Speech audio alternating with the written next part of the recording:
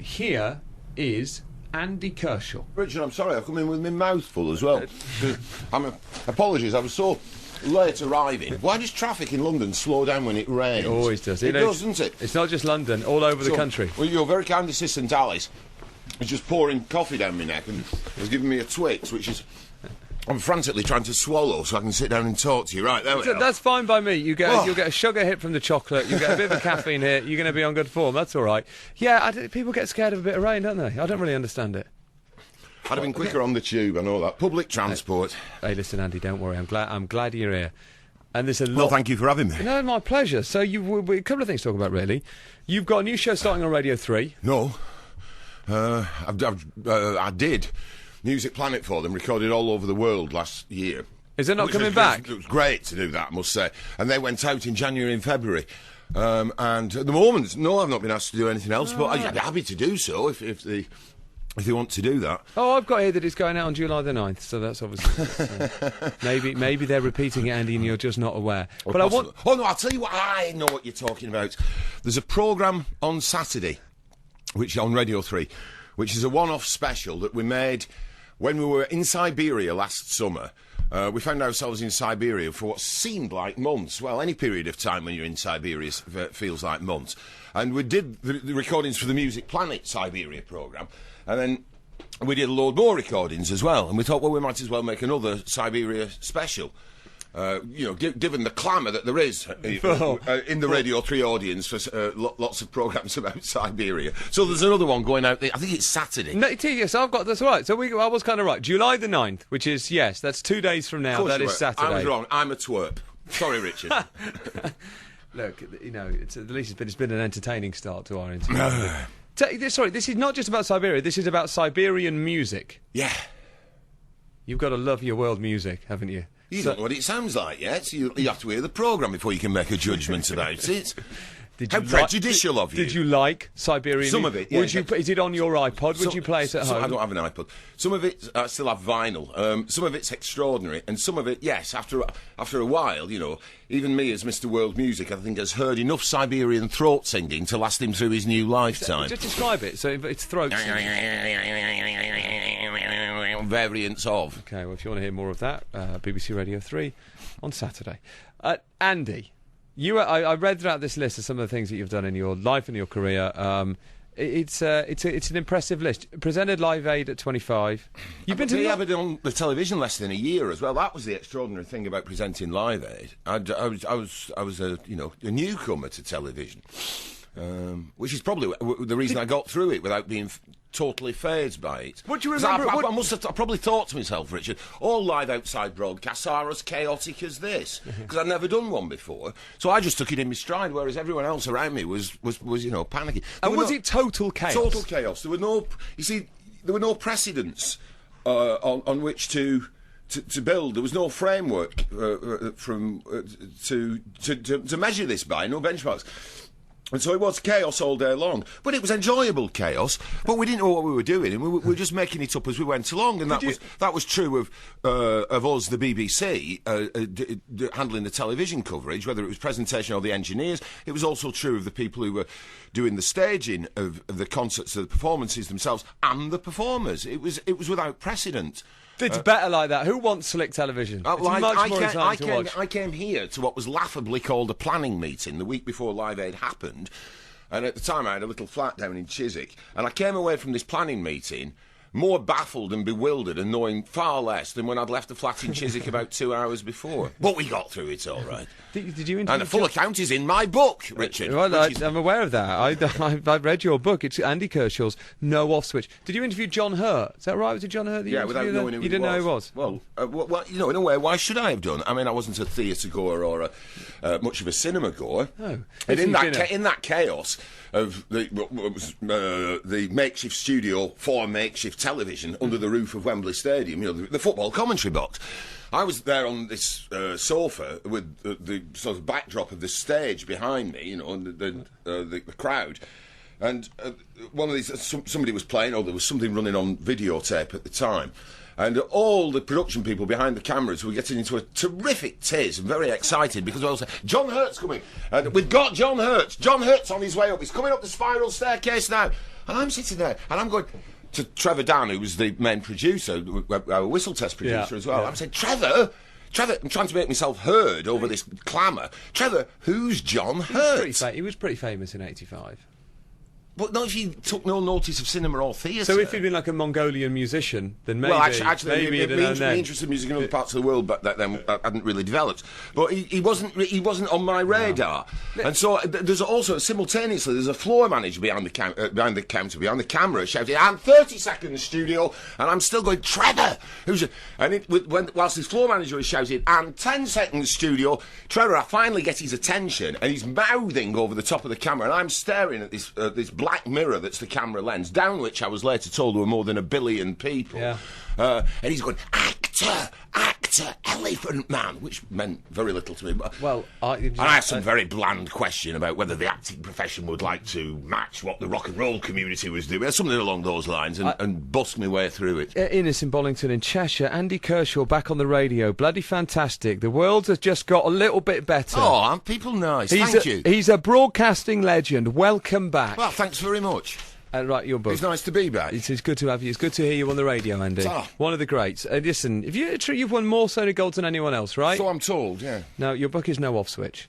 So let's start schooling days. There's some interesting... Seriously, that's normally the bit in an autobiography I just skip past. Right. But there's some quite powerful stuff in there, some quite interesting stuff.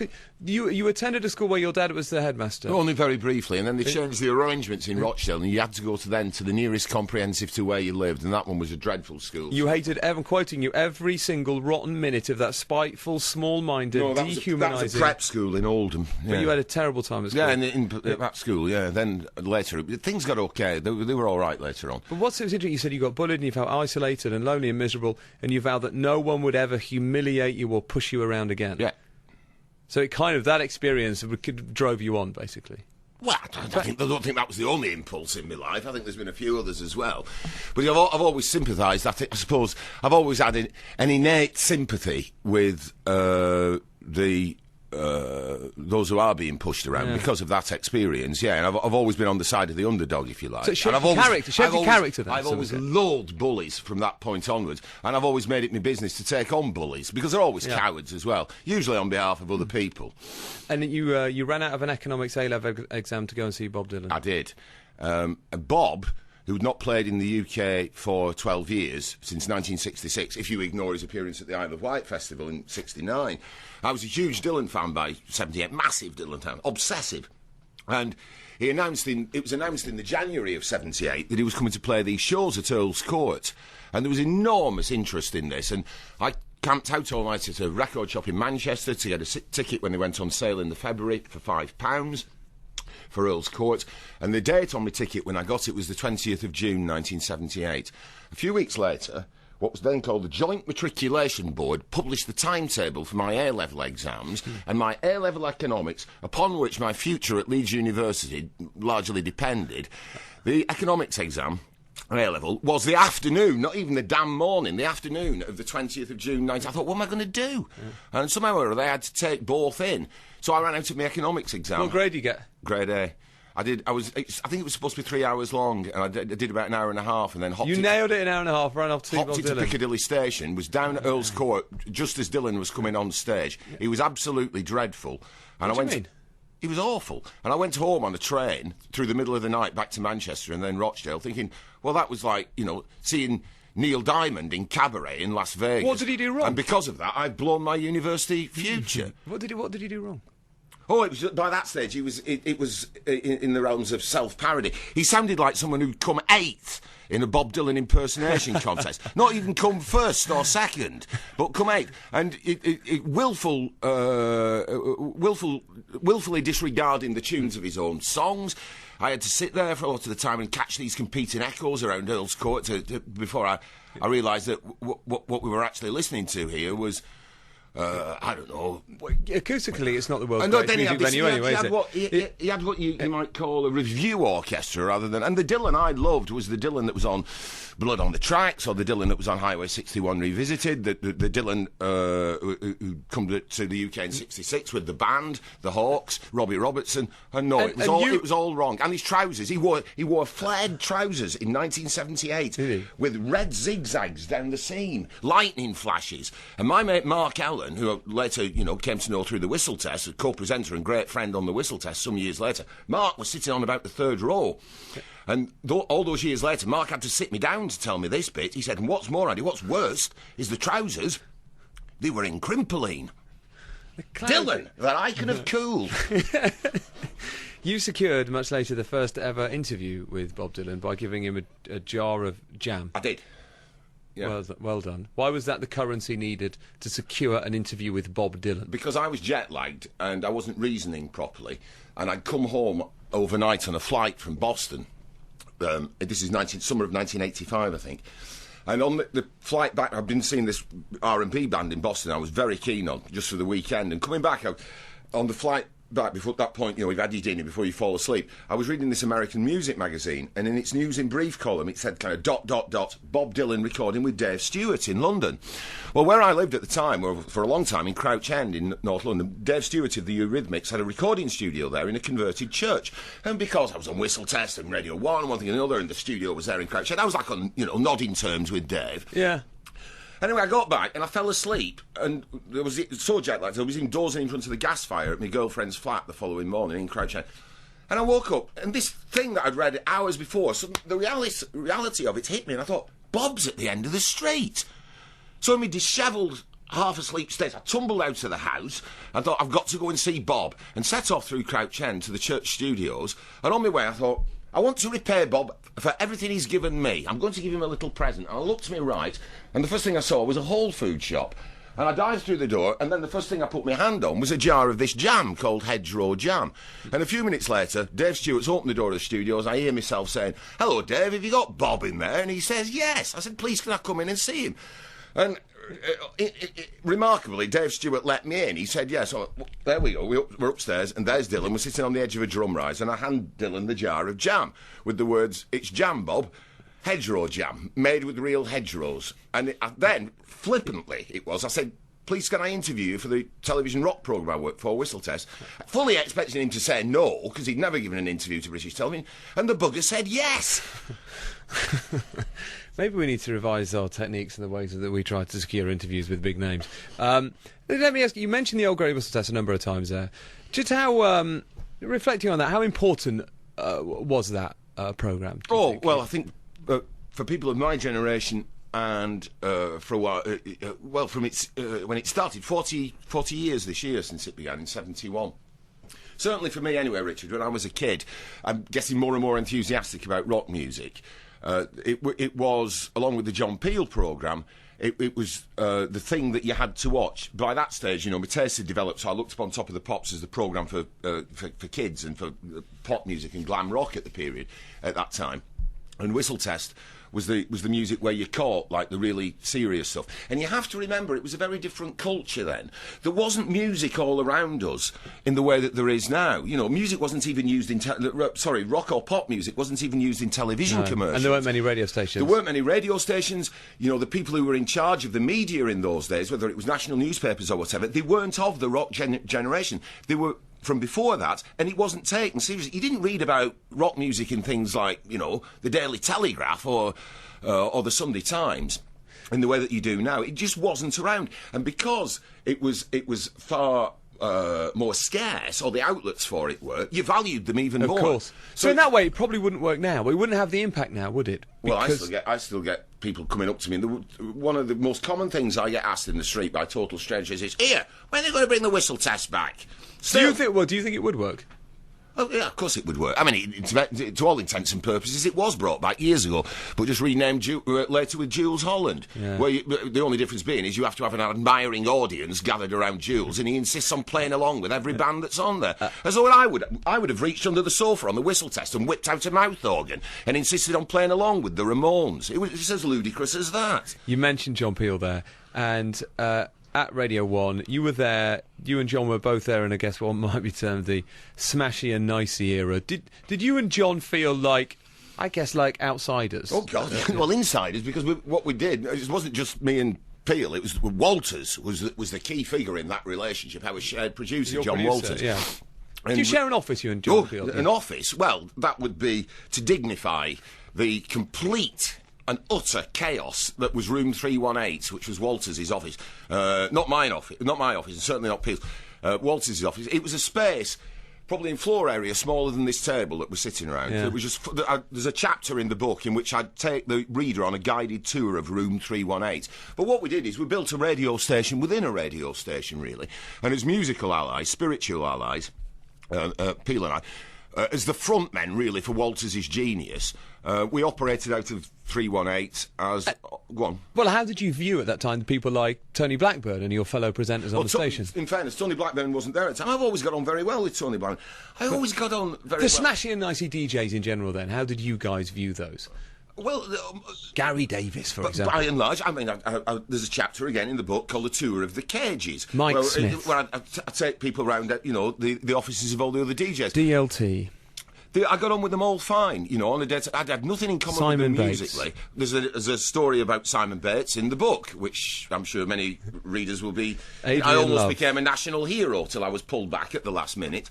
But most of them, it was fine. We had an understanding that we operated in a different musical sphere to the one they were in. And in terms of John Peel, do you think that ultimately, in the end, Radio 1 kind of marginalised John? Yeah, it marginalised me. But that was a different regime then, and, these robotic zealots and corporate zombies and modernisers with a capital M came in, and they had to interfere, and they knew best, didn't they? And they came, and then they were pushing the point when John died. They were. The last time I saw him, he was talking about how they were planning to shove him further and further back into the night. And what did he say about that? How did he feel about that? He was really demoralised by the whole thing. And there's an account of our conversation in the book. John's last words, when he did die, and I mentioned this because it was true to some newspaper that interviewed me, the BBC bosses, as they're always referred to in tabloid newspapers, drew the wagons into a circle and tried to deny that I'd had this conversation with Peel, which was outrageous. But John's last words to me before he waddled away down Portland Place towards Oxford Circus Tube was, "It's killing me." But I'm not saying that was the only thing, I think he felt demoralised, but then he was overweight, he was diabetic, he went on a holiday to Peru into an altitude of about 13,000 feet. Yeah. None of these things would have helped. How long were you at Radio 1 for? 15 years. And what was the reason that when they took your show away from you, what was the reason they gave you? Oh, it's because they just didn't want it anymore. It was something really that regime never fully understood. But within 2 weeks of me being sacked by Radio 1, the phone rang, and this was the difference between the radios 1 and 3. I got a phone call from a bloke calling himself Roger Wright and claiming to be the controller of Radio 3, wanting to take me out for lunch, and he did, a very nice man, and we're sitting down in an Indian restaurant near Broadcasting House, and he seduced me over the onion barges before we even got to the main event, with the words, do you know what I've always liked about your radio programmes on Radio 1? I looked at this fella and I thought, I can't for the life of me think what you'd like about my programmes. And he said to me, because when I was listening to them, I never knew what was coming next.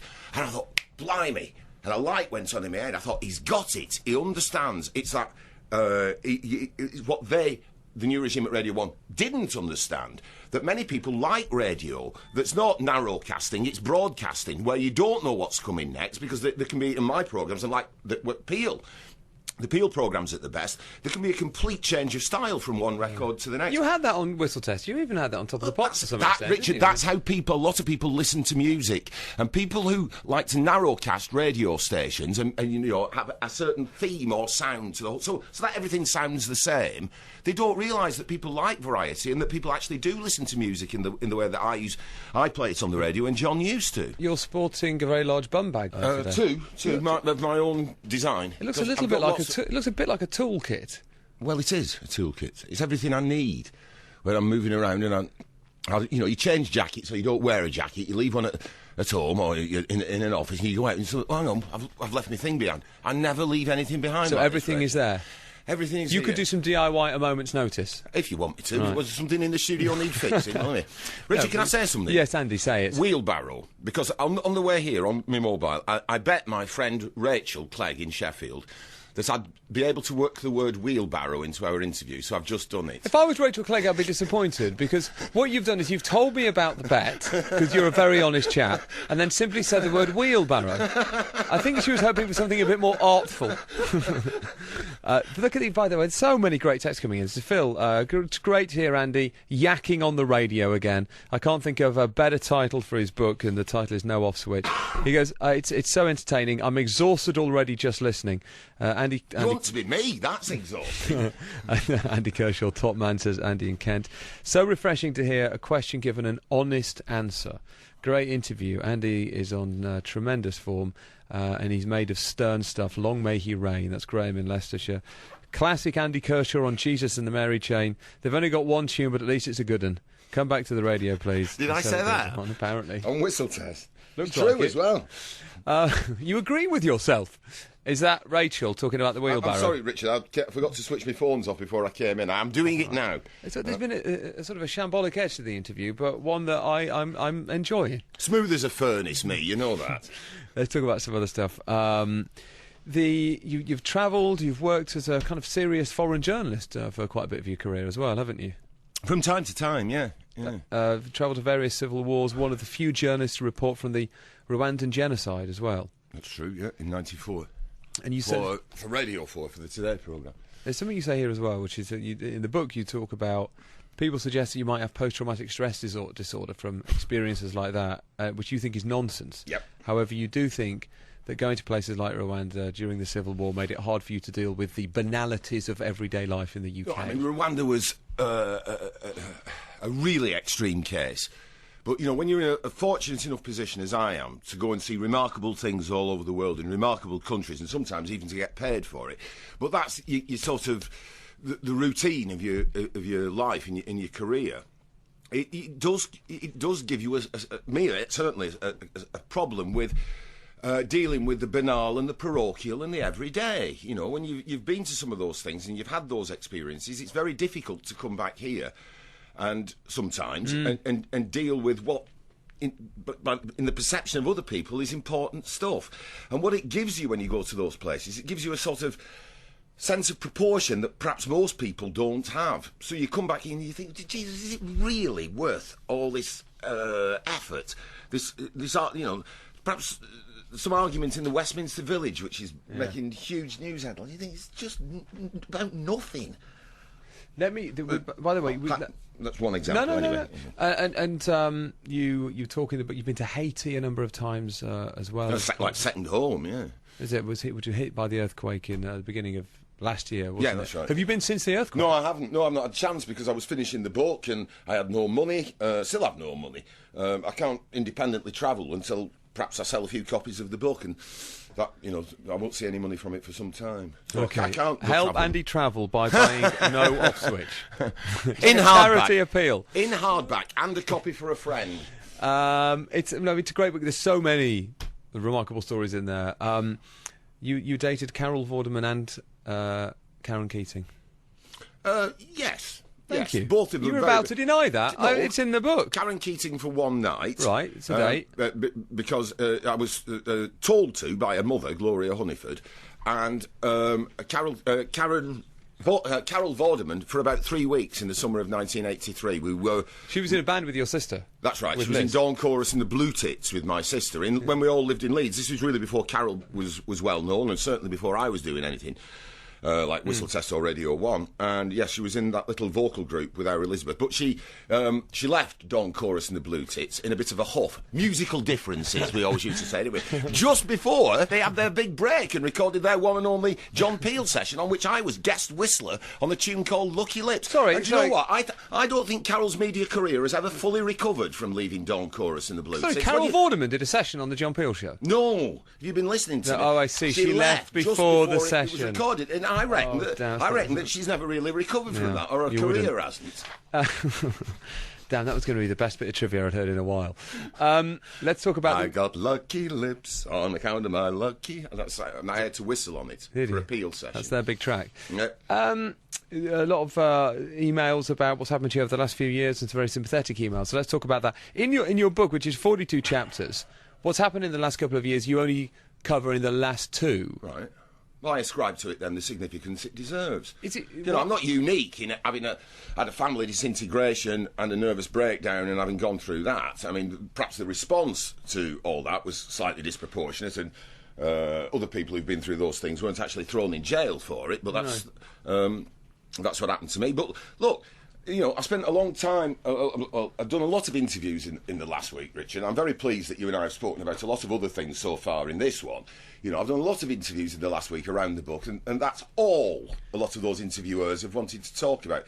I've moved on. I wish other people... Yeah. And all that advice I was getting 3-4 years back about, now you've got to move on. Well, I have done. But sometimes I get the feeling that a lot of people out there, like in the media and what have you, don't want me to. They'd rather have me as that figure of 4 years ago. But because then I'm easy to stereotype and categorise. There was a woman who wrote a review for the Times of the Sunday Times of the book at the weekend, and she was irritated. She was complaining in the review that the book wasn't all about what happened 4 years ago. And she actually said, surely the reason for writing the book...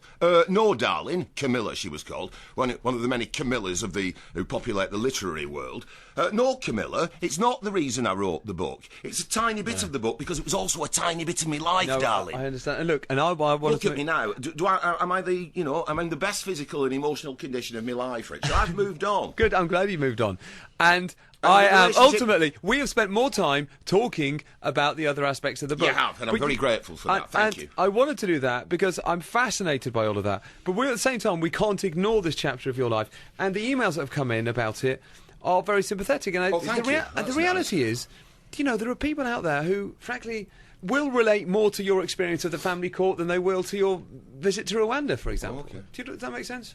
Well, if you say so, yeah. Just to people, in case people aren't familiar with the story, this is where your relationship broke down and your ex-partner filed a restraining order which you breached, and that's how you ended up in the courts. A restraining order which, I want to set something straight, which has been a common misperception ever since. The restraining order applied only to her and the new boyfriend, who were living in the next street to the family home, and she kept the kids there and wasn't letting me see them. The restraining order did not, and never, in any of its variants, prevent me from seeing my children. It prevented me from contacting my ex and her new partner in any way whatsoever. I was never barred by law from seeing my kids. But you did contact her. The reality was slightly different, and you might say that restraining order therefore was manipulated and abused, and my children were hidden behind it. And that's what caused me to react in the way I did. And who wouldn't? This is an email from Gareth in Winchester. He says, I read an interview with Andy Kershaw in 2008 called The Year That My Life Fell Apart. I recall... Well, it's not, we're not in 2008, Gareth. I'm a different bloke now, but carry on. It's a lovely email. Honestly, Okay. It's a really nice email. I recall that he was on the run from the Isle of Man police, which did happen at one point, and he said, I wouldn't previously have called myself a fan of Andy's. I didn't know much about him, but my heart went out to him. Oh, thank you. When I read that he'd written to his children every day for months and months, and yet his children were unaware of those letters. Yep. He had every right to be angry about that. The only thing I can say is that I feel a great deal for him. In this world where female partners often get the custody of the children. I was fortunate. I refused to move away from my home, and my wife found a new partner, and the children said that they wanted to stay with me, but I've always promoted a good relationship with their mum. It's a great shame when any partner, male or female, is denied the opportunity to maintain a strong attachment with their children. Unfortunately, it's male partners who all too often seem denied quality access. I agree to with their him. children. He's quite right. There is an assumption, not just well, it's widespread, but it's certainly there in the agencies that deal with these things, that without any analysis of each individual case, there is a presumption that man must necessarily be wrong in these situations, woman must necessarily be right. And to a certain extent, I think I was slightly a victim of that. But, we've all moved on now. Yeah. And the one thing I'd like to say, Richard, is perversely even, because of what we were all put through, the cruelties and humiliations and injustices which were heaped not so much on me but on my children 3-4 years ago, the relationship between me and the children now is stronger than ever and closer than ever. And that's what I can see you're uncomfortable talking about it. I'm not uncomfortable talking. I'm just bored with talking about it because not just in our chat here, because there's so many people who in connection with the book, want to talk about that to the exclusion of everything else. But do you know what? When you read it in that book, it's positive. Thank you. When you tell it, it's positive. Thank you. You come out of it very positively. Thanks. You did that. You had that show on Radio 4. And it isn't characterised, as was said in a review in The Observer or The Guardian Observer last weekend, by self-pity. Most people what would be your view? Most people who've read those last two chapters have said to me that if it's characterised by anything, it's a complete absence of self-pity. Rachel Cook. No, it doesn't. I think more people should go on the radio and address critics like that. But it's no self-pity in there at all. When you talk about prison, you're quite positive about it, and you say, I've got no interest in writing a prison diary and cashing in on that. And you talk about all the books that you read and the music you listened to in prison. There's a lot of books. There's a lot that's very positive in those two chapters. I got good rest in prison as well. I had a really good rest, and I read 30 substantial books in 42 days. Did you make any friends? Did you meet any World Music or Radio 3 fans in prison? I didn't make any great friends in prison. There weren't many people with whom I had a lot in common. So they were all right. They were affable with me, and I was affable with them. But I basically just, from the moment I woke up till the moment I fell asleep, I just read.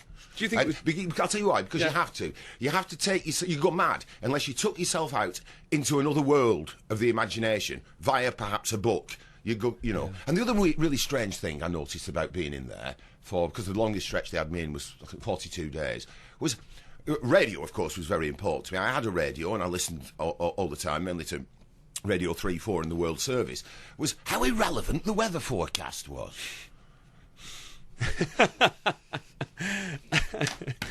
I know what I was going to say. What? We mentioned Roger Wright earlier from Radio 3. And right at the end of the book, you spoke to us earlier about the meeting you had in that Indian restaurant where he gave you a show on Radio 3 after you left Radio 1.